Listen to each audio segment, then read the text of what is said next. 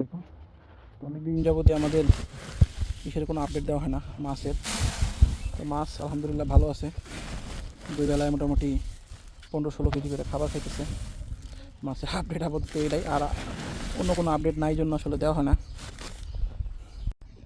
এই যে তো অল্প টমেটো লাগানো হয়েছে, তো এরকম মোটামুটি পুরো প্রজেক্টেই কিছু না কিছু লাগানো আছে, পেঁপে, টমেটো, শশা। আর এই যে আমাদের ওয়েট ট্যাঙ্কি একটা দেওয়া আছে, LP100 দিয়ে রাখছি পানি ঠিক রাখার জন্য। কই মাছের এমনি কোনো অক্সিজেন লাগে না, আমরা পানিটা ঠিক রাখার জন্যই অক্সিজেন দিই, কারণ যে পরিমাণ খাবার যায় ওই পরিমাণে পানি ঠিক না রাখতে পারলে সমস্যা হয়ে যায় মাছের।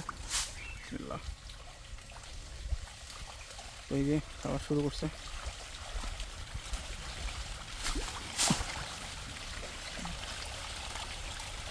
আমরা কই মাছটা খাওয়াই একটু মানে সময় নিয়ে খাওয়াই, কারণ বেশি দ্রুত খাবার দিয়ে দিলে এটা খাবারটা ওয়েস্ট করে, আর স্লোলি দিলে এরা খায় ফেলে। আর ফিডের একটাই সমস্যা, সেটা হচ্ছে ফিড যদি আপনি বেশিক্ষণ পানিতে রাখেন টুবার মানে ভেসে থাকে, তো ফিডের যে তেলটা থাকে ওই তেলটা ছেড়ে দেয়। ওই জন্যই আমরা আর এবার ওই রকম রিস্ক নিতেছি না, একবারে খাবার ঢেলে দিয়ে চলে যাই না। তো ওই পর্যন্তই।